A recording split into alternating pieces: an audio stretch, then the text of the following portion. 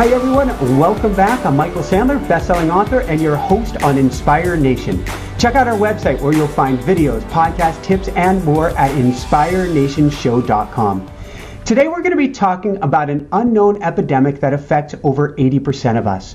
If you've ever had low energy, heart problems, anxiety or depression, asthma, diabetes, arthritis, joint pain or high blood pressure, or autoimmune disorders, or almost any other modern health challenge, then today's show is truly for you. Today I'm very excited to have one of the world's leading experts on magnesium and magnesium deficiency on the show with us. Her name is Dr. Carolyn Dean. She's not only a medical doctor, but she's a naturopath, herbalist, acupuncturist, and nutritionist, as well as a lecturer, consultant, and author. For over 15 years, she's made it her mission to help people understand the dangers of magnesium deficiency and how this one simple mineral, simple, can make all the difference in the world. Reading 3 of her books, and she has over 30 books and 110 Kindles of them, I am blown away by the amount of research behind how much magnesium can help. Today we'll talk about how to tell if you have a magnesium deficiency, why so many of us are deficient, what it means to be deficient, and what you can do to turn things around starting today. Well, welcome to the show, Carolyn. Are you ready to shine? Absolutely. Let the magnesium burn. Woohoo! We were talking off air before how my high school physics teacher almost lit the entire school on fire when showing us how brightly magnesium burns, and he caught a roll of paper towels on fire, and the roll unraveled the entire way across the classroom with a small wall of flames. Magnesium charged. So before we dive into things, I met you a few years ago when we first arrived on the island of Maui, and I must apologize to you. I was not very present with you, and I was not very present because I was in the middle of a blood sugar crash, something of which I yo-yoed nearly my entire life until I started having green smoothie after green smoothie after green smoothie from a farm that remineralizes their soil. I had no idea, and I wish that I had really had the brain power to speak with you at that time. I had to go full circle that may have actually been magnesium driven.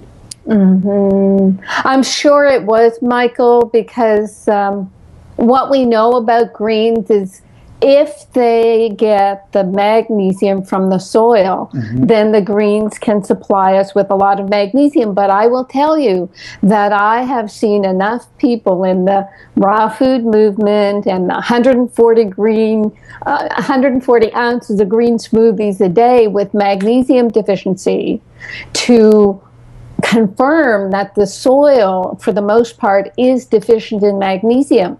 And that's why we're only getting maybe 200 milligrams of magnesium in our diet these days, instead of what we used to get 100 years ago was 500 milligrams. And I was fascinated where I read in one of your books, I think, there was somebody testifying before Congress that in like the 1930s of how deficient our soil was. And that's because you grow the same crop time after time after time, generation after generation. Right.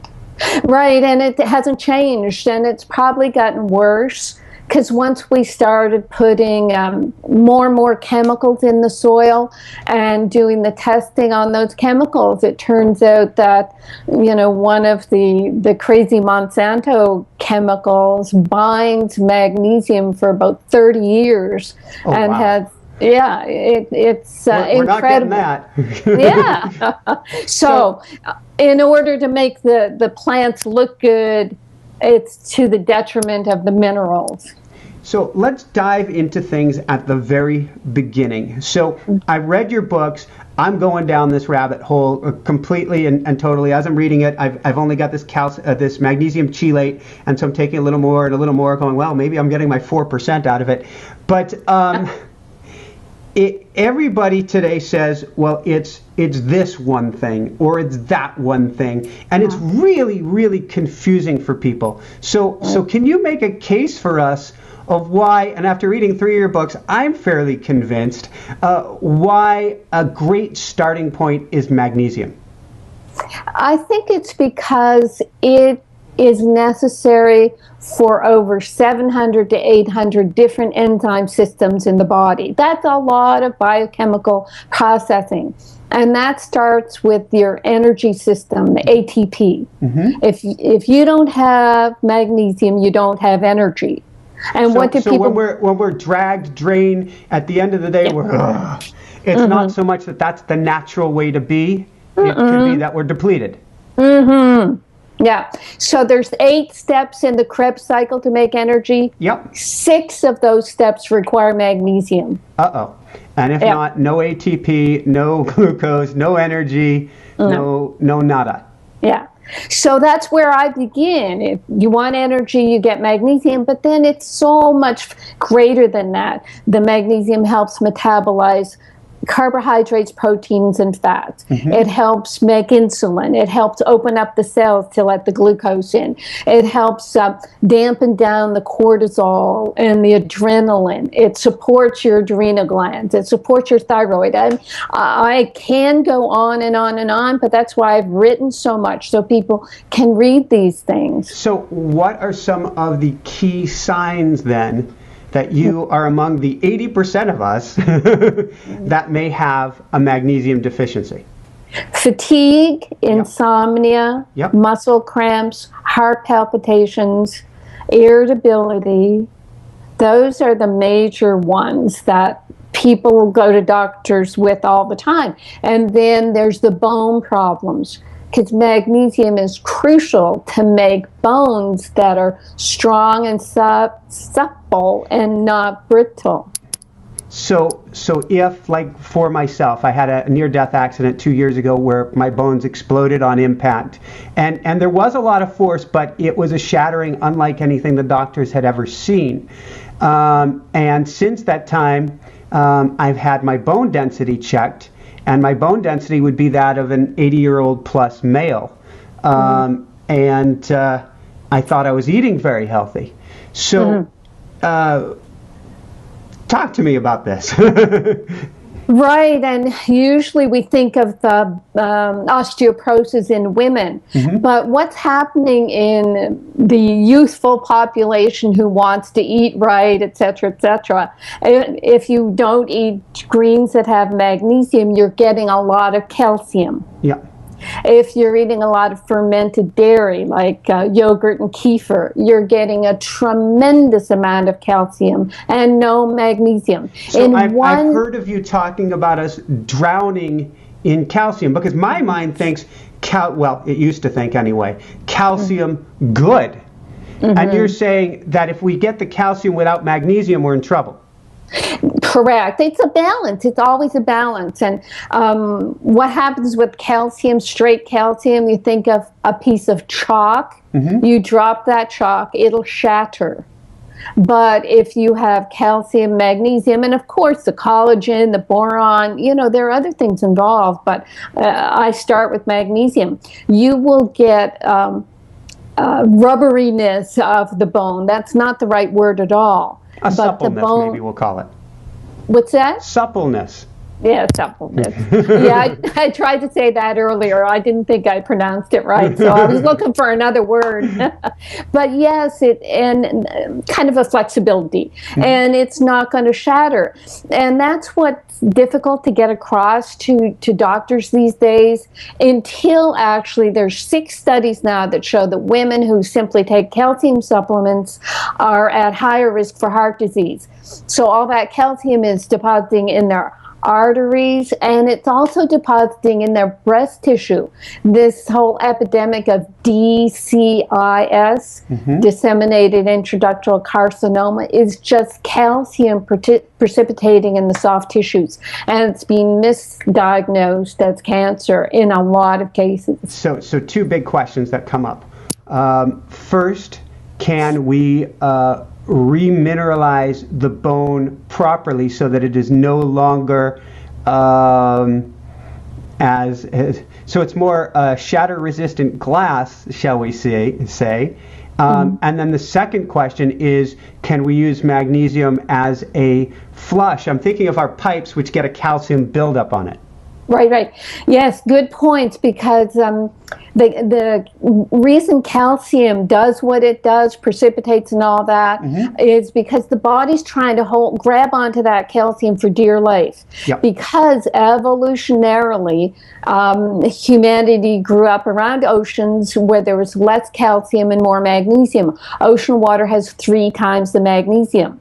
Fascinating. So in order to get the calcium we needed, from the little fish bones, then we didn't have cows back then. So we grabbed onto calcium using vitamin D and these mechanisms that actually make you constipated if you take calcium. It's like your intestines go slower to absorb all that calcium.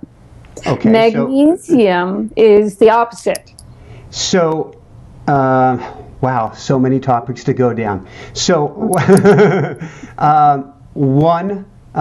magnesium for not only flushing out our arteries, but then getting our intestines more motile. And go ahead. Yes, exactly. Magnesium has a laxative effect. If you take, quote, too much magnesium, you'll flush it out. You'll never build it up. So magnesium actually dissolves calcium. You mix some calcium powder, some magnesium powder, the calcium dissolves. And it does that in the body. I have testimonials of people, their carotid artery calcification dropping by 30 to 40% when they get themselves saturated with magnesium. Fascinating. And then jumping into, when we're talking about bones, the buzzword of today tends to be vitamin D. And how much vitamin D, I've been guilty of this myself, how much vitamin D can I get in balanced with K? Not how much vitamin D can I get in balanced with K, but maybe cut it down because it's blocking magnesium absorption. Help? Help. I know, it's crazy. You know, once we found out calcium was causing all these problems, the medical community went to vitamin D as the next sexy nutrient. And I know patients come to me, I do telephone consultations, or I used to, and they're on 50,000 units of vitamin D, and the old RDA used to be 400. What happens with vitamin D? It's a hormone. It's not a nutrient.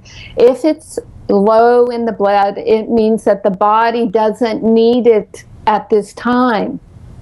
It may very well mean that vitamin D, whose main job is to grab calcium, has grabbed enough calcium and you don't need any more. So then you go, oh, it's low, we better give it, and we better give to stop you right there briefly, what you're saying is there may not be an epidemic of vitamin D deficiency that we're treating, because so many people are treated with vitamin D deficiency, so many people are quote unquote low. You're saying that's just the body's way of bringing about homeostasis, balancing itself. To try to get rid of the calcium. Wow. We've already talked about how we've got all this calcium. Orange juice is fortified with calcium. You know, kefir, in 1 ounce, there's 40 milligrams. You take 10 ounces. I've been living on kefir right now to try to rebuild my bones, and because of this whole issue of mold toxicity we talked about earlier, I've been doing kefir until I read these books. Well, that and my stomach has been, you know, screaming at me for obvious reasons. So let's jump into one thing at a time. First, I need to go back to the bones real briefly. You got brittle bones. You've got a lot of calcium in there, but you don't have your magnesium. And reading the book, you may have some magnesium bound with fluoride that was in your water, that was in your greens, that is in your tap water. Right. What do we do? Is there a way to flush this out of the bones? Do we need to be taking boron? Do we need to go high on magnesium? Are we stuck? No, it's just magnesium. Just hydration, sea salt, magnesium. There are other minerals involved, but you start with the magnesium. And you don't listen to people who say, oh, well, you've got a leaky gut, so you're not going to absorb anything anyway. You really need the magnesium to help with all the other processes. And actually, I went through that myself because I have an irritable gut, and I could not take any magnesium pills or powders, so I had to create my own. So there are better absorbed magnesiums that don't cause a laxative effect. So yes, if you saturate with magnesium, if you hydrate, if you start taking magnesium and minerals that are well absorbed, that get into the cells, you need to take enough water to get into the cells with those minerals to do their job. A lot of people who start taking minerals, oh, I feel so dehydrated. What's wrong with these minerals? No, you're not hydrating. You need half your body weight in pounds. You take that number and in ounces of water. That's quite a bit of water. It is. And I mean, people are drinking 2-3 glasses a day, and they probably need 6-8. But you're saying with the minerals, throw in the sea salt, put in essence, it was one of my questions I had for you is, let's make a magical world here where we create our own healthy sports drink. Because there's so much talk about getting our electrolytes, in quotes. Right. How would we make our own healthy sports drink? Yeah, well, you wouldn't put in sugar, okay? Oh, Forget no. the sugar. And most sports drinks are just sodium and sugar and nothing else. So, and that's a travesty. Okay, so if you weigh 100 pounds, that's 50 ounces of water. Yep. In every quart, which is 32 ounces, you put a quarter teaspoon of sea salt. Okay. And you drink that through the day. What I do with my water is I'll have my sea salt and also my own liquid magnesium and my own liquid multiple minerals. So I'm sipping my minerals all through the day. I don't take it in a shot. Yep. Like if you take all your magnesium at once, then there is a good tendency to get diarrhea with that. You'll lose the amount that doesn't go into your cells. Unless somebody's been having way too much calcium, and right, which they're constipated, right? It may have a balancing effect to it. The other thing, Michael, I should mention right now is the amount of calcium that the RDA says you need. The recommended daily allowance is like 1,200, 1,500 milligrams of calcium. That's way too high. What I follow the UK and World Health Organization values, and they're at 500 to 700 milligrams. So I go for 600 milligrams of calcium, at least 600 of magnesium, so it's 1-to-1. But back to your kefir, just to really hammer this point into your bones. Oh, no. Pun intended. Yeah. The 1 ounce of kefir has 40 milligrams of calcium and 4 milligrams of magnesium. 1-to-10 ratio. 10-to-1 ratio. And you need a 1-to-1 ratio to get the balance for doing all the magnesium processes in the body and keeping your bones healthy. What things do have a 1-to-1, or are there any out there? Good point. Chocolate, maybe. All right. Cacao could be. That's a good point. You'd have to look at my books. I have some free magnesium books people can look at ratios. Now you talk about 600 milligrams, but now one of the things I read in your book is that not all magnesium is created equally. So I was looking at my bottle of chelated magnesium going, my wife got me the good stuff, and she really did her research on this. And I read in your book then chelated maybe 4%, and I'm going, oh no. Well, it's 4% is the magnesium oxide. Okay. And that people will use as a laxative. They know that it's going to flush them out. Okay. So the 4% is absorbed and may get into your cells. We don't even know. That 4% is going into the blood. The rest goes into the intestines and boom. So people get turned off. Doctors who see the studies that use magnesium oxide, they give to their patients, oh my gosh, it's causing too much diarrhea, which can be a problem itself because you'll lose minerals. The chelated ones and the magnesium citrate powders, they may be up to 20% absorbed. Okay. So what you're looking at a pill that says 400 milligrams, 20%, okay, oh, I'm getting 80 milligrams. Oh, that means I have to take about 10 of these pills to get an effect. And for me, with my heart palpitations and horrible leg cramps, if I took one pill, I would get diarrhea. So I worked for 10 years trying to get mineral companies to make a magnesium that had no laxative effect. No luck, because it's a huge educational endeavor to educate people about magnesium and the different types. So anyway, I finally found a company that makes what I call a picometer size magnesium. I call it Remag. And pico is like 1/1000th? Yeah. It's so mini. It'll go right into the cells. And the unique processing, which takes a while and it is costly, the processing makes the ion stable enough that the magnesium will stay stable and then shoot into the cells. Otherwise, compounds in the body, like ours is the magnesium chloride. The magnesium chloride binds and separates,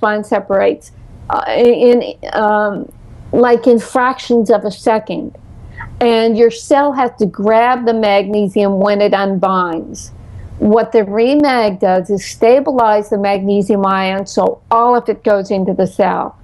And we've got the clinical documentation to prove that a person who takes IV magnesium, for example, someone who's so depleted and they get diarrhea whenever they take pills, they can take oral liquid Remag, and it will do better for them than intravenous, and they'll have higher blood levels than with intravenous. So we know it really works, and it's quite fascinating. So there are so many conditions, which I want to get into in a couple minutes here, all the possible conditions that magnesium deficiency affects.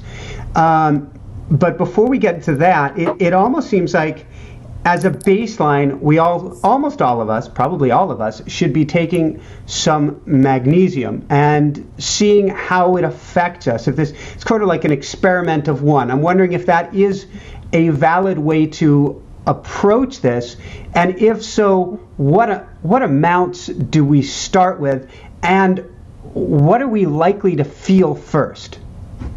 Right. Yes, everybody, I think, should do the experiment that N equals 1, where Absolutely. N is the number of people in the experiment. You're the N equals 1 experiment for yourself. And because people will come to magnesium for, say, something, really horrendous, like heart palpitations. And you have a whole book on that, on heart palpitations. Something I've been experiencing this year in particular. So I was fascinated to read about this. Right.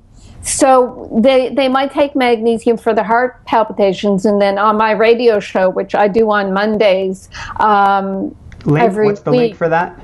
achieveradio.com. Okay, and we'll put that on the website. Thank you. And people will phone up and say, well, I tried it for my atrial fibrillation, and that's gone, but also I'm sleeping better. My blood sugar levels have dropped. Because magnesium deficiency is one of the signs of diabetes, but doctors don't look at that. My leg cramps are gone. I'm less irritable. I have orgasms. So many. Yes, and if you're tight and irritable, you're not even going to want to indulge. But well, that's like one of the quick points to put in here that I never thought about is calcium tightens muscles, magnesium relaxes them. So if you're drowning in calcium, you're rigid, frigid, you're in everything. Yeah. No wonder you can't poop. I know. All that and more. And atherosclerosis is the deposition of calcium in the arteries. So all these people with heart disease, with blood pressure, that's another sign, symptom that goes away is blood pressure. And you know what's happening, Michael, with all these symptoms. You've got people with high blood pressure, they'll go to the doctor, they'll get put on a high blood pressure medication. Yep. A lot of these medications have fluoride in them. The fluoride binds magnesium. They come back, oh, your blood pressure's worse, we caught it just in time, and they give you 2 more blood pressure pills.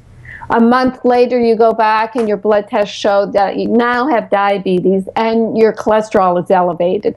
All signs and symptoms of magnesium deficiency. So, and then around and around goes the cycle, because now we're going to put you on some statins, we're going to put you on some other medication, and it's going to get worse till you're going to drop dead of all your medication. Yes, but we've done the right thing medically.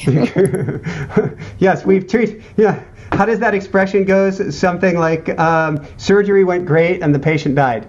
Right. The surgery was a success, but the patient died. Yeah. So, okay, so this brings up two topics. Let's see. First off, dosage again.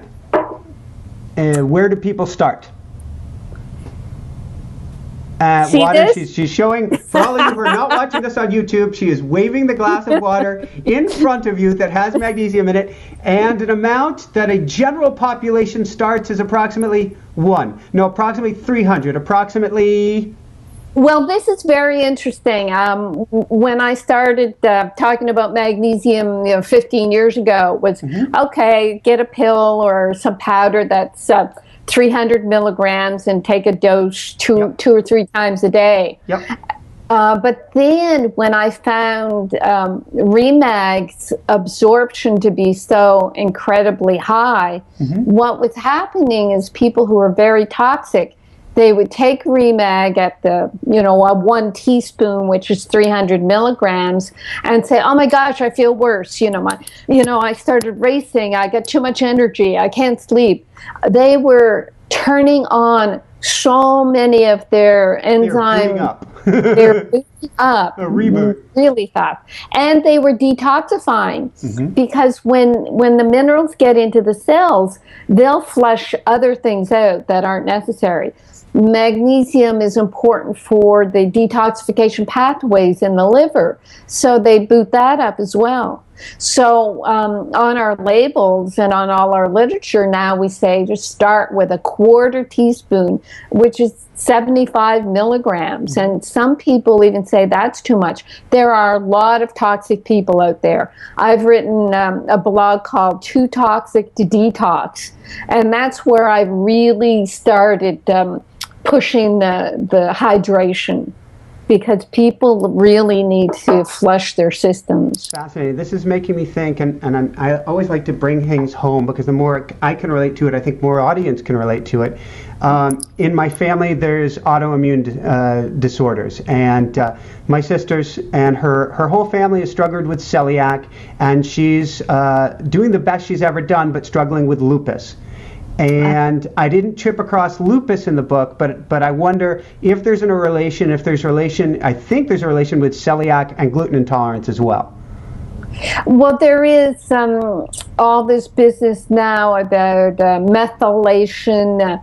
Everybody thinks it's about the MTHFR gene. I don't believe in genes as much as I believe in epigenetics. Genes are just there as little markers to make the proteins, and what makes genes turn on or off is the epigenetic factors of environment, vitamins, and minerals. Magnesium is the most important epigenetic turn-on factor that we know of, but again, it's being ignored. So a starting point when somebody's struggling with these things, it may not be the end point, but there's no okay, that brings up another question. Is there any possible harm by starting into magnesium in this group that I'm discussing, autoimmune or gluten or celiac, or any other group? No harm, but then that's where I have to caution people to get the magnesium that they're going to absorb that's not going to irritate their intestines. I mean, when I was writing IBS for Dummies, I had to caution people not to take the magnesiums that were going to cause a laxative effect. And that's where we were getting into spraying magnesium on, taking Epsom salts baths. But personally, I couldn't spray enough on. I couldn't take enough baths to deal with my heart palpitations. So that's where I would be telling people, well, for a medicinal magnesium that's not going to cause a laxative effect on your Crohn's, your colitis, your celiac, you have to use something like Well, my product, Remag, it's the only one of its kind. But with autoimmune, what I go for there, Michael, is yeast overgrowth. Okay. And that brings us home full circle to where Jessica and I are in the picture, which is we ended up leaving Hawaii a few months ago, leaving our home, which was found a week before we left with a carpet 1 inch thick, about 8 feet up, the whole way around the house, of black mold. And what was happening is there was VOG. There was this volcanic emissions coming over from the Big Island. And also we were up at high altitude, so it was cold a lot, a very wet, damp year. And in all those conditions, we would seal up the house and seal ourselves into a black mold environment. Jessica got extremely ill. I got old. I was like a frail 80, 90-year-old, and we're out of that condition, but we're still in a humid environment where there's a little bit of mildew, and we're still struggling. Wow. Right. And what I know about mold is that mold and yeast cross-react. So when I hear about people in moldy places, of course, you have to get out. There's no way you can amend what you're talking about. So you get out of the environment and you treat for yeast and mold at the same time. And the yeast treatment is avoiding sugars that feed the intestinal yeast. I used to say sugar, wheat, and dairy. Now I say sugar, gluten, and dairy because we have such a hard time digesting glutens. Probably the vicious cycle with our gut already leaky and everything. And then the intestinal treatment I use is psyllium seed, bentonite clay, and a liquid caprylic acid called capr oil. And the three of them together, you mix them in just a couple of ounces of water because it's going to make jelly. You drink it quickly.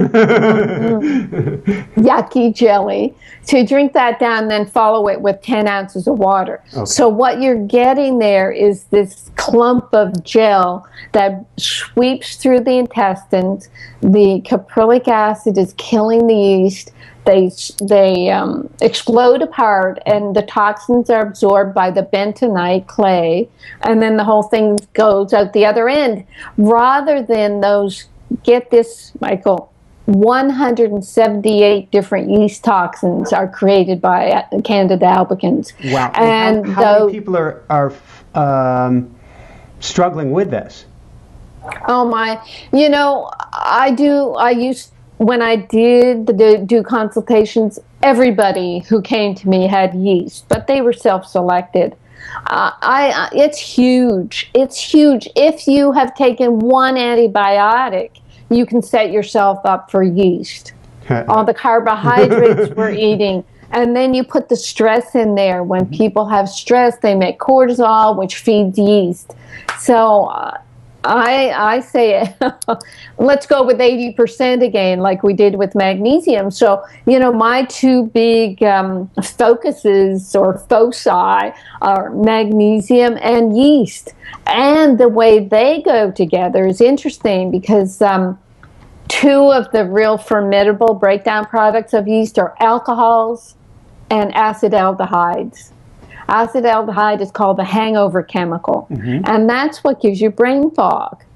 And in order to detoxify acetaldehyde, you need magnesium. Fascinating. So that's a condition both Jessica and I in that moldy environment. Jessica, for instance, she could be talking to you and she'd be and completely forget what she's talking about. Gone. Wow. 34 years of age, gone. Yeah. Yeah, so we've got this situation now where we're kind of set up for yeast, and then we get that extra antibiotic or exposure to mold, or we start eating a lot of cold, damp foods. A lot of the 30 age we were group, eating 30-year fully age raw group. most of that time, so thinking so that was perfect for us. Right. And the Chinese medicine would say you're eating cold and damp. in your lower abdomen. Yes, they were right. Creating damp, and that creates yeast. So. The Chinese didn't really talk about yeast overgrowth. They talked about dampness. So, a lot of Chinese medicine practitioners don't even think about yeast. A lot of medical doctors don't think about yeast. I've been reading 2 books on the gut. 2 books. One supposedly sold 1 million copies, and the other one, it just came out. I don't know how it's selling. They don't even mention yeast.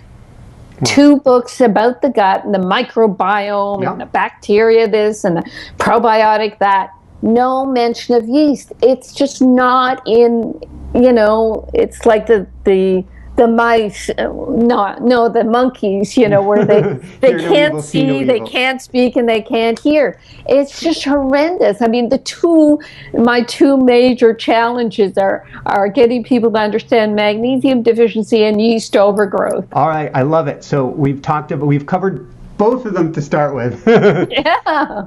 With that said, let's kind of do a speed round for the next 10 or 15 minutes.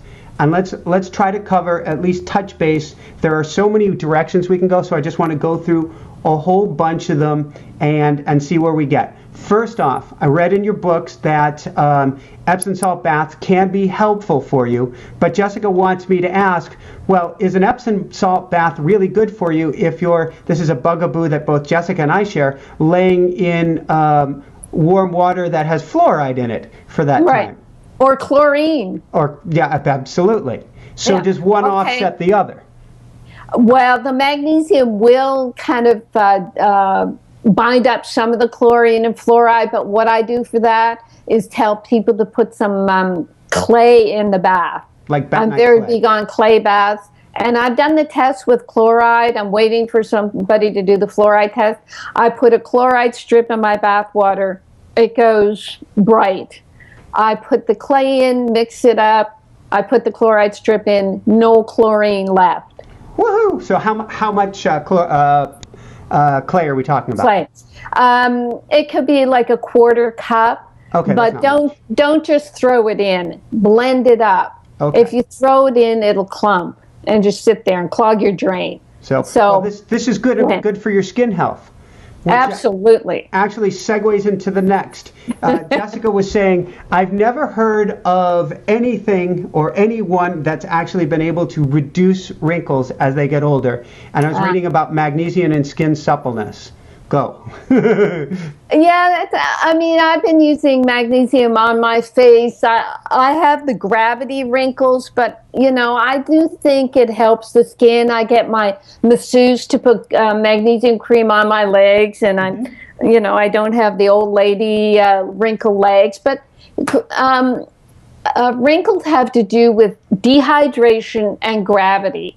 So what we can work on is the hydration, and then the best wrinkle reducer as you get older is a nice smile. I like it. All right. Magnesium and diabetes.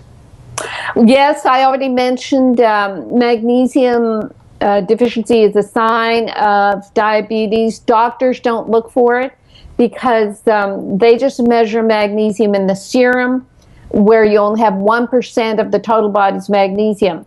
So that's where they ignored magnesium. It's not even on their electrolyte panel. So I send people to a website called requestatest.com. And I went there after reading your book. So let me just give a little background filler for people. From what I understand, correct me if I'm wrong, when you tested the blood serum, that's the last place. The body basically is going to hold reserves there. It could suck it out of your bones. It could suck it out of all of your cells. You're completely depleted and you've got zero available magnesium in your body, but your blood is going to show normal. But the other test, this test you're recommending, which is it's an RBC test, so it's in the red blood cells, that's different.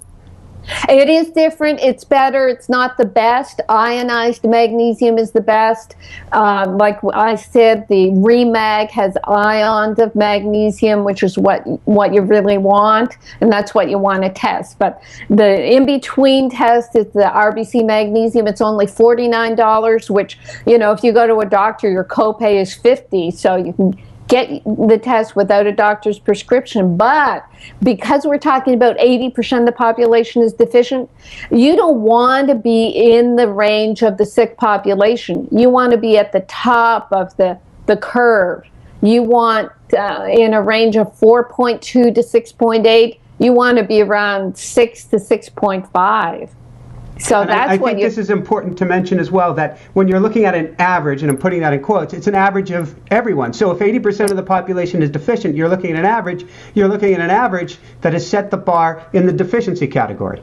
Yeah, and thinks it's just fine. Oh, you're 4.2. Oh, you're fine. And there you're twitching and palpitating and your blood pressure is elevated and they're saying you're fine.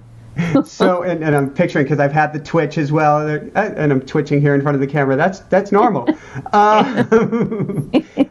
Okay, so website one more time. I think this is a website that gives people great freedom to go for the test. Requesttest.com. Perfect. We'll put that on the website as well.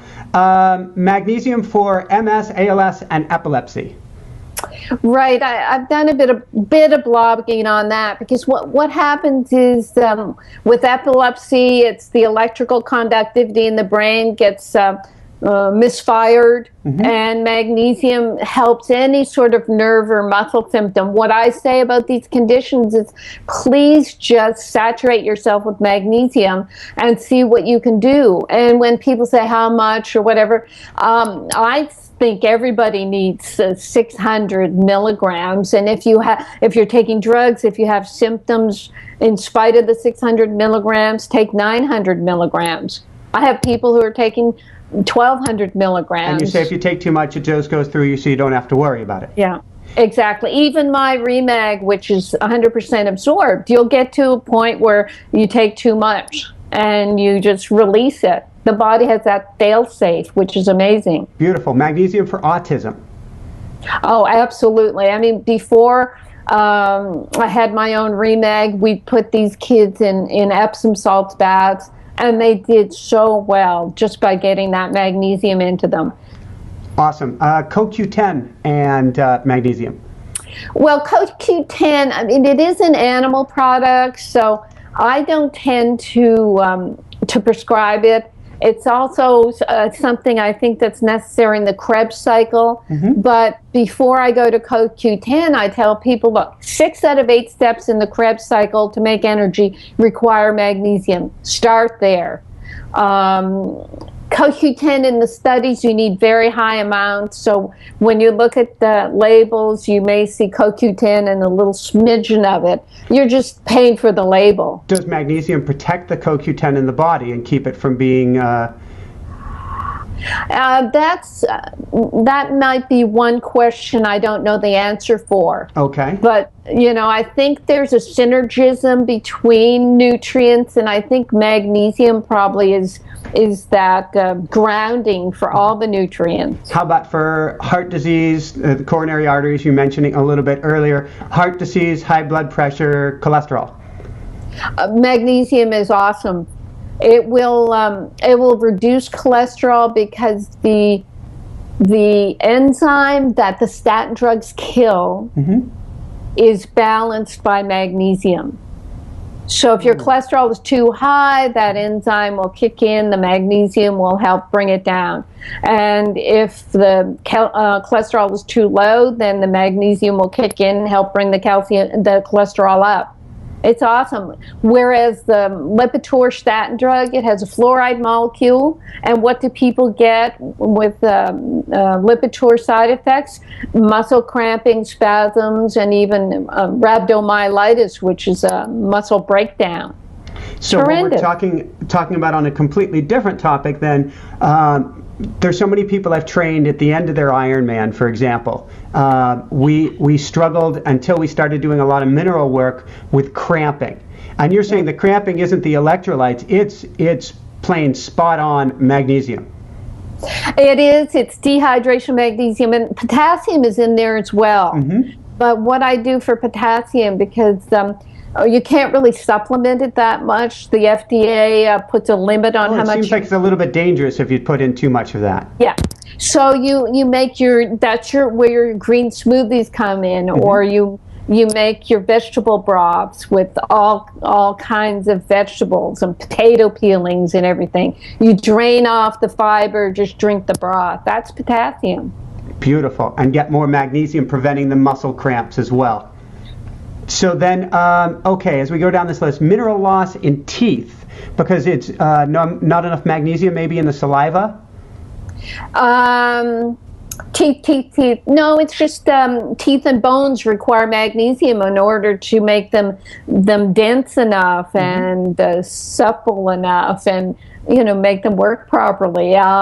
What happens with saliva is, too much calcium then will plaque up on the teeth and then build up the microbes and cause the cavities. So yeah, it may be not enough magnesium in the saliva, like you said, actually. Plus not enough in the bone, in the teeth.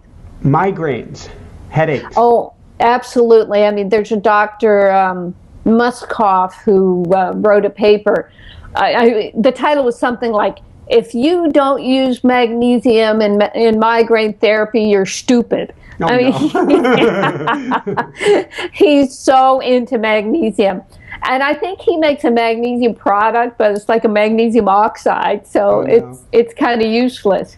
Yeah, magnesium really works for migraines. It's amazing. PMS and menstrual cramps and magnesium. Right, and both of them are important. With the PMS, it's there's a hormonal component, not enough progesterone. There could be not enough vitamin B6, but magnesium absolutely is in there. In my Magnesium Miracle book, in the section for women's problems, I talk about what's necessary for PMS. But the cramping, it's outright magnesium deficiency, and just the muscle cramping. Like you said earlier, Michael, magnesium relaxes muscles and calcium cramps them up. So it's why women may crave chocolate. No, this is something Jessica has struggled with in the past. Would you say Epsom salt baths then would also be very helpful? Absolutely. Yes. They talk about a heating pad with dysmenorrhea, painful cramps. Well, the heat in an Epsom salt bath along with the magnesium is going to be very helpful. Beautiful. How about menopause? Yeah, that too, because magnesium is necessary for balancing the estrogen. These days we've got estrogen dominance, and it's not necessarily from too much estrogen naturally produced. It's from xenoestrogens, from plastics, from pollution, from all the exogenous ways that we block up. What about from tofu and things like that? Well, I'm not too keen on soy. I had a bad run-in with soy when I tried to be macrobiotic years ago, became allergic to it, and then I realized that most people do not digest soy properly. You have to be careful with soy products because they can be phytoestrogenic. It's a concern in baby formulas, for example, having all that estrogen. So I'm not a soy proponent. I'm sorry. Okay, no, that's quite all right, and I am a pretty much no soy in the diet as well. So, and that came from years of having all different chicken veggie burgers and all sorts of soy stuff, and I've come full circle on that. A biggie that so many in the population are facing today: sleep and insomnia. Yes, there's so many things about sleep and magnesium. It helps balance the serotonin, which is the feel-good hormone or neurotransmitter, I should say. It calms down your adrenals. It relaxes your muscles. It stops the irritability that cycles your mind into the critique and the worry cycles when you lie down. It does so many things that it'll help give you a deep enough sleep, and then you get up rested in the morning, and you're able to take on the world. You're able to shine. I know. And reading in your book, that's one of the first things that people, when they start taking magnesium that's absorbed, is they get their first good night's sleep in years. How about inflammation in general? Oh yeah, that's huge. When I started hearing about the inflammation in heart disease and cancer, of course, autoimmune diseases, all the bowel diseases, and I look at magnesium, and it's the most important anti-inflammatory nutrient that you could possibly take. So when you look at what medicine does for inflammation with all the non-steroidal anti-inflammatories, and you look at their side effects, the side effects are very often magnesium deficiency side effects. Celebrex, for example, they kept taking it off the market. It's got fluoride molecules in it. So medically, they're treating inflammation with something that makes inflammation worse, basically. Wow. Magnesium is what you want to start taking. Okay. Let's see here. Blood pressure and its relationship with building up a fluid, both in the blood and in your blood, the lungs, and the brain. Right. Okay. So blood pressure. The smooth muscles of the arteries, they will cramp up without magnesium, just like any other muscles. So then the artery will get tinier and tinier, and that's blood pressure, back pressure on the heart will be created. Magnesium will relax that. The fluid retention business, I look at improper mineralization as causing this fluid buildup. Like you say, doctors will give a diuretic when you have blood pressure, thinking, well, let's get rid of this extra fluid. What they do is dehydrate people even more. Oh, no. And what you want is the minerals and the water to get inside the cells to do their job. When I get people hydrating with half their body weight in ounces of water, 100 pounds, you use 50 ounces of water, and their proper sea salt, their Remag and Remite, they no longer get up to go to the bathroom in the middle of the night. They're no longer running to the bathroom. Their fluids are not going in one end and out the other. They're going into the cells, doing their metabolic functions, being broken down, no longer being H2O anymore. Yep. And you're not urinating everything out. I look forward to giving this more of a try. As does my wife, with me running back and forth. Okay, we'll whip through a few more of these real quickly. Arthritis, kidney stones, osteoporosis. So arthritis, that's maybe the buildup of calcium in the joints or yeast toxins. So I'd be doing yeast treatment and magnesium to dissolve the calcium. And that goes for fibromyalgia as well. What were the other two? Kidney stones. Oh, gosh, yeah. I mean, that even doctors will recognize that magnesium helps dissolve kidney stones or prevents them, which is even better. All right. Prostate cancer. I don't know about prostate cancer. You know, that, well, we haven't talked about cancer. When I talk about cancer, I go to something called German New Medicine or Total Biology. Yes. Which is the conflict basis of disease. The conflict of prostate cancer is the grandfather syndrome, where a man does not see his progeny carrying on his line. So it's either a man who doesn't have grandchildren, or he's worried that his daughter's going to get divorced and not have kids. It's a very interesting dynamic where the prostate is for reproduction and carry on the line, and the conflict about that can show up by the prostate cells growing out of control. Anxious. Yeah. So what about cancer in general? Same thing. I go for the total biology. I mean, the German New Medicine, just real quick, Dr. Gerd Hammer, psychiatrist, oncologist, his son was fatally wounded, died after 3 months of, lingering on. Dr. Hammer sat by his bedside, couldn't do anything for him. 3 months after his son died, Hammer developed testicular cancer. His wife developed ovarian cancer. Oh, no. He could not avoid the fact that, how incredible was that?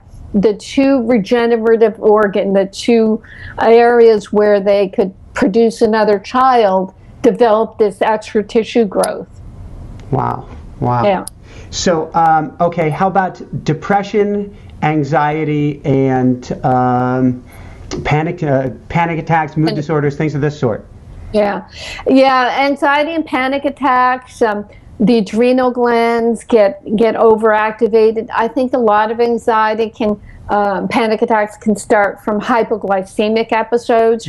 Your blood sugar goes down, you're driving, you feel shaky and nervous, and you know yourself what hypoglycemia feels like. So you feel rotten, and you go to your doctor and describe, oh, you had a panic attack. Here, take Xanax, take Valium. Years and years ago, I was given Xanax for having panic attacks, which were blood sugar related, and that made me more anxious and more panicky, and I melted down and had to get off of that. It was a mess. Right. And depression, with depression, I have people, there's one gentleman who calls into the radio show now with depersonalization syndrome, he called it, and depression. He said that the magnesium and my other formulas are really helping him get out of that. I don't really consult with people with depression. I don't think it's a good idea to do that over the phone, but I refer people to truehope.com. Okay. And they have multiple vitamin mineral mega doses, kind of along the orthomolecular Abram Hoffer protocols. So they have a product called Empower Plus, EMPOWER Plus, and they have I think it's about 15 clinical trials now showing how effective this formula is for treating bipolar and manic depression. Fascinating. So I definitely refer to them. We'll get that link on there so people can get over there as well. Thank you.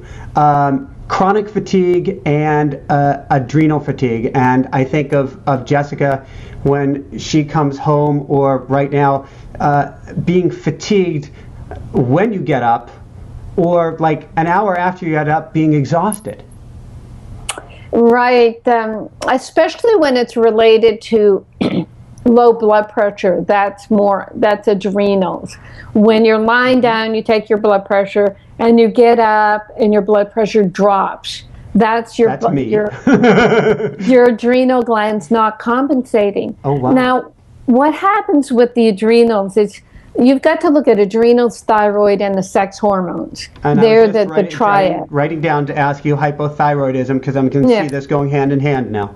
Yeah. So what I realized was happening in the naturopathic world is that practitioners were trying to treat one thing at a time. Or, they would look at the low thyroid and just give a desiccated thyroid or armor thyroid and think they were doing a great job because it wasn't synthetic. But everybody kind of missed the point. Instead of waiting till these organs are collapsing and give hormone replacement, I go back to the minerals. When I was researching for my REMAG multiple mineral, I saw that the thyroid uses 9 different minerals in the production of thyroid hormones. So it's not just iodine. It's not just high doses of this one mineral. That's what we have, that problem with calcium. We're having that problem with vitamin D. And I consider it a problem with iodine when you don't have selenium for the next step in the pathway. And then manganese and copper and zinc and magnesium.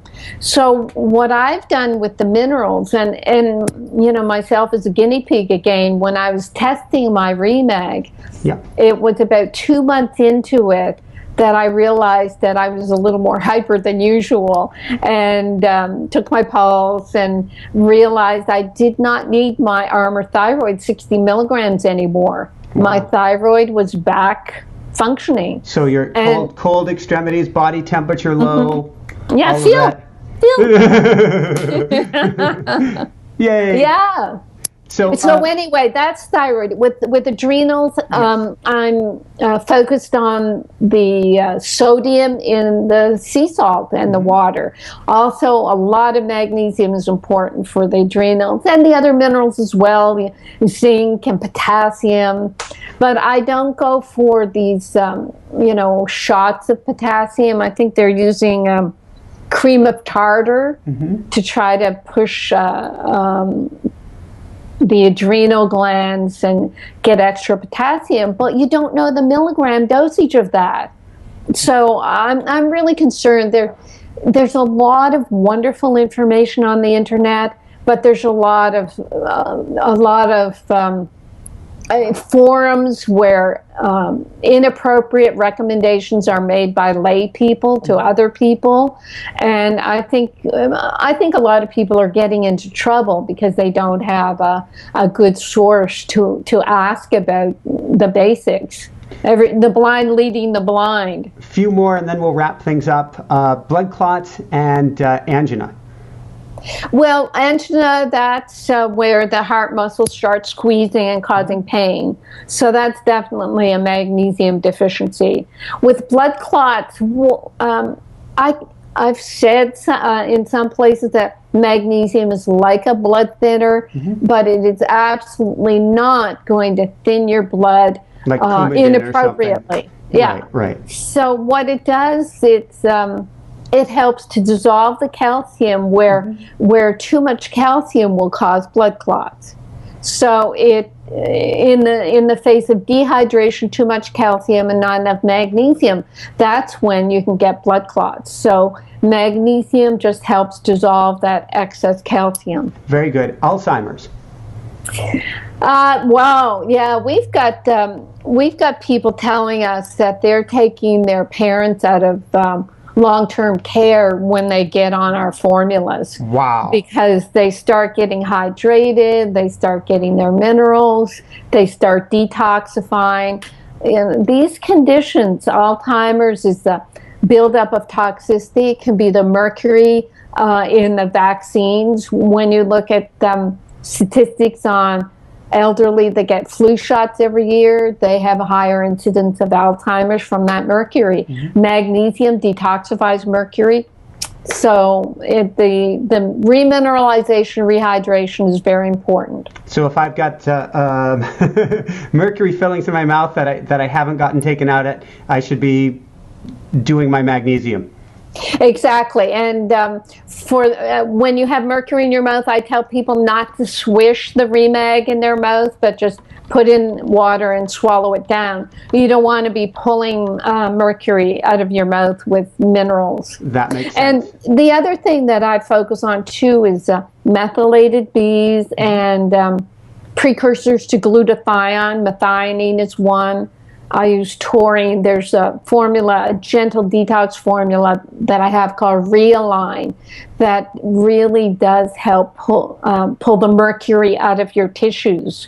Methionine is a precursor to glutathione, which is our major antioxidant, which is what pulls out heavy metals. And that precursor is better than getting the glutathione itself, which can be broken down and not digested well? Exactly. Oral glutathione, it goes through the liver, it doesn't work. IV glutathione, very expensive. Chelation, very expensive. And also, when you chelate, when you force a chelation on the body, you pull out heavy metals and your minerals. When I experimented on myself, giving myself IV chelation, it took me 2 chelations before my knees started to ache from calcium deficiency. So you're pulling out and you're never going to put back what you're pulling out. I have grave concerns about the overuse of chelation. And would an example of that even be cilantro, taking lots of cilantro? That's a good point.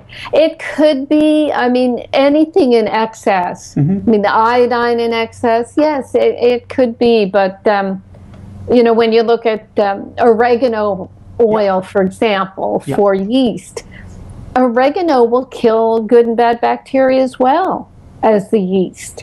So when you really have to be cautious. I mean, I had someone email me one day and said, I'm eating 12 bananas a day. What do you think? And it's like, I think that's pretty stupid. Balance, middle road, middle road. Yeah. And on that note, I don't think you'll get it from bananas, but acid reflux, heartburn, and even ulcers. Right. Well, when you get acid reflux, it can come from a stomach spasm and an irritation under the diaphragm, or the diaphragm's clamping down on the stomach. There's your spasm. There's your muscle that needs to be relaxed. So I have a lot of people telling me when they get their magnesium going, they no longer have the heartburn. But then you look at yeast too. Are you feeding yeast that's, traveled up from your large intestines, your small intestines, and even into your stomach? Do you have a coated tongue? So you can get, gas and heartburn from yeast overgrowth as well. Fascinating. And what about ulcers? That's Helicobacter pylori. And what happens there is the stomach doesn't have enough acidity to kill bacteria. That's what the part of the acid stomach is supposed to be. And, I wonder, about the drinking a lot of alkaline water. Yep. Are you neutralizing your stomach acid? So it's not... It's a question that's befuddled Jessica and I, which is, we stopped doing the alkaline water. I actually was testing myself at one point and getting alkaline. And I'm going, and the books are saying you can't. And I'm like looking at this strip and I'm going, wow, I'm pretty basic here. But it got us thinking about things like apple cider vinegar and how it has a reverse effect in the body. So that sounds like where you're going. Exactly. You eat the foods that will break down and cause an alkaline effect. I mean, this business about taking baking soda to alkalize the body, I think that's a medicinal approach. You're trying to force a pH instead of eating the foods that are going to naturally balance your pH, taking the minerals that have alkaline aspects. I mean, magnesium is a big alkalizer. So anyway, with ulcers, you want to have good stomach acid. So a lot of people, especially as we age, we do have to take hydrochloric acid. Pancreatic enzymes are not going to help your stomach acid. You have to take either a separate hydrochloric acid or start with the apple cider vinegar. Somehow I couldn't take that, so I have to take a combination of hydrochloric acid and pancreatic enzymes. Okay. How about words of wisdom for parents with kids? Both. Actually, let's go both. Let's go what parents should be doing for kids, and how about women who are pregnant? Oh, pregnancy, I absolutely need the magnesium. I mean, the midwives used to talk about the salts, which is Epsom salts. And for a pregnant woman to not be taking magnesium, they're setting themselves up for eclampsia, preeclampsia, that's fluid retention, high blood pressure, and seizures. Wow. What do? They put you on an IV drip of magnesium. Why don't they do that beforehand? Why don't they do it for all seizures and blood pressure and edema? And for children, absolutely. I have a little section in the Magnesium Miracle that children need magnesium just as much as adults do, and maybe even more, because they're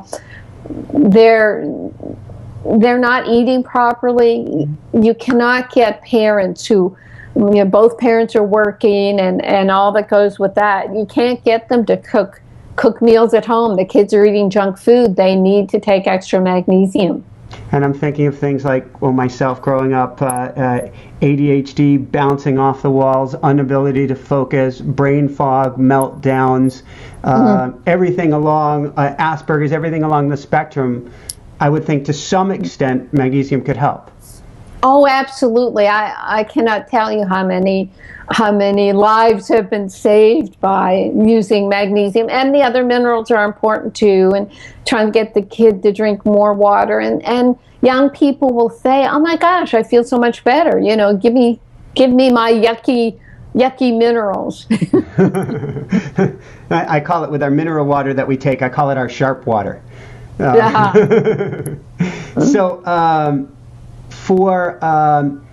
there's been this talk for years of an aspirin a day keeps the doctor away, an aspirin for heart disease and for strokes, and I think you might say magnesium a day instead. Absolutely, I think so. I haven't seen the studies on it yet, but when you look at what aspirin does, even one aspirin a day, the way it works is it causes bleeding. So it's like bloodletting. It's a modern form of bloodletting. Oh no! So aspirin has a lot of side effects, but you really have to go digging to find those studies. But they are there. And yes, I would use magnesium. For people who are at risk of strokes, that would be a benefit. Then get them. Yeah, but I'm not gonna. If someone asks me on the radio show or emails me, I'm not going to say, "Oh, stop taking your aspirin." Do your own research and figure it out yourself. Okay. Any last words of wisdom that you would give people? Oh my gosh, you have gone through you have covered the water. I tried to cover as much as you can, so you're driving home and you're going completely overwhelmed. Just forget everything I said and put a little magnesium in and see what happens. Yeah. That's where I'm going. That's where Jessica and I are going to go. Actually, tonight I'm going to take an Epsom bath. Epsom, I can say this, salt bath. Which will calm you down so you'll be able to pronounce words again. I will no longer be the squirrel on crack that I've been known to be. And words of wisdom. I will definitely go and plug my radio show, tell people to come to achieveradio.com at 4 p.m. Pacific on Mondays. Just get involved with my online newsletter. It's free. You can go there and get 2 free ebooks on my minerals under my wellness program, and that has 4 free weeks for people to see what I do over a 2-year period. See, Michael, I thought I could educate people into getting healthy. Follow my program for 2 years. People don't have time. I cannot tell you how many people say, just tell me what to take. And then, the 10 years I tried to find a magnesium that was non-laxative, I found, okay, I'll create it. Okay, you want products, I'll give you products. Stop complaining. So, then people complain, oh, you're just trying to sell me something. You can't please everybody, right? No, all you can do is the best you can do. And my heartometer, it's a new term I think I just came up with, heartometer, suggests that you're coming from that place of heart. And that's why you're doing this. So you're clearly passionate about it. You are on a complete and total mission to change the world by getting people, change the world through magnesium. It doesn't sound too over the top. Crazy, yes, but in a very good way. Thank you very much, Michael. And you're coming from the same place. I can see that. Thank you so much. Well, and yes, when you get back here, we'll do a non-hypoglycemic visit around the flea market. Oh, that would be much appreciated, with the head nice and calm and relaxed. And I am doing much better. But there's still a ways to go, and I think magnesium is going to be an important component. So I'm very thankful that you had me read these books. I'm very thankful for your being on the show today. I think it's going to help me. I think it's going to help Jessica, my family. Oh, last quick comment. Mom says, I shouldn't be taking magnesium. My doctor told me that in my blood serum levels, I'm high and I should not take magnesium. Wow. She actually had her serum magnesium levels checked? Whatever her regular blood test is, she said, doctor said I'm high, I shouldn't take magnesium. Wow. First of all, I can't believe that. I've never heard anyone high. Sorry, Mom. But did she take magnesium just before her test? I doubt it very, very much. I don't believe she takes any supplements. Well, it was a lab error. It'd be interesting so we're going to to see. get her back in there. Mom, if you're listening to this, we're getting you back in for an RBC. RBC. All right. Let's wrap this up one last time on your website, and then we'll let everybody get back on the road. My website, drcarolyndean.com. Beautiful. Actually, my product website is rnareset.com. So come on over. And everybody, inspirenationshow.com. We have all the links. If you haven't subscribed already, subscribe. Listen to the show on a regular basis. We'll have more fun, experts, advice, heartfelt people on the show. For everyone out there, thank you so much for listening. This is Michael Sandler saying, be well, have fun, get your magnesium, and shine bright. Woohoo! Thank you, Mike. Aloha. Aloha and mahalo. Thank you. Thank you. Go to like below. Also, leave your comments. Have some real fun with it. Subscribe to our channel where you're going to get more great videos, more interviews coming up. And check out our website, inspirenationshow.com. That's where you'll find tips, blogs, information, videos you won't find anywhere else, and useful and helpful resources to really help you kickstart your life and to shine bright. Thanks so much again. Thank you for your support. Like, comment, subscribe. See the website. Thanks so much and have fun. Of course, shine bright. Woohoo!